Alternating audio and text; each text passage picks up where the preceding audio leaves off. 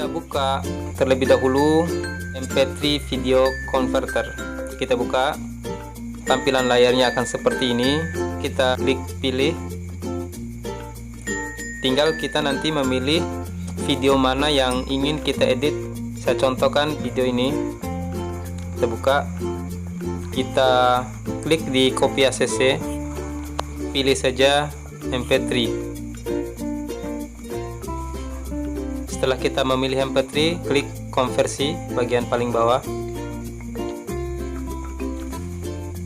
Nah, proses konversi ini tergantung dari besarnya kapasitas video yang ingin kita konversikan ke MP3.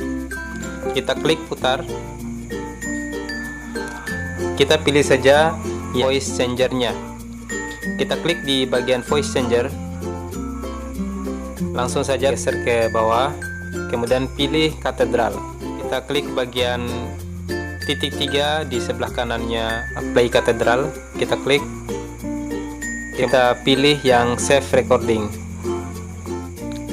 Nah, di sini tampil seperti ini. Tinggal nanti biar kita tidak lupa apa nama MP3 yang kita konversikan ke voice changer, kita rubah saja. Misalkan saya kasih nomor 1, 2. Kita klik OK. Kemudian kita keluar. Setelah itu kita masuk ke KineMaster untuk mengedit video yang kita ingin edit. Ketika kita sudah masuk ke aplikasi KineMaster seperti ini, langsung klik bagian bundaran yang tengah, ada tanda plus di situ, kita klik.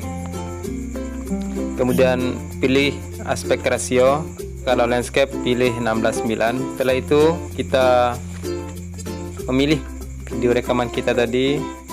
Sekarang kita akan merubah dengan suara yang telah kita edit.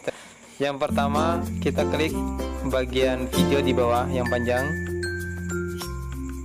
klik. Kemudian kita kecilkan suaranya dengan memilih volume, kemudian kita geser volumenya ke 0. Kita klik centang. Kemudian kita pilih audio. Audio tadi yang kita simpan adalah 1, 2. Kita pilih. Kemudian kita klik. Dengan begitu otomatis MP3-nya sudah masuk ke video. Klik centang. Kita bisa langsung mencoba video kita dan suara yang telah kita rubah tadi. Kita coba.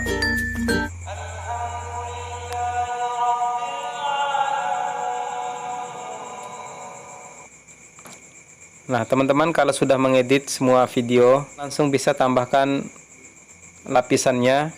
Tinggal kalian edit sendiri sesuai dengan apa yang kalian mau. Setelah diedit, kita klik bagian sharingnya, kita klik untuk proses penyimpanan video kita. Setelah itu klik export. Nah, pada saat ini video sedang diekspor.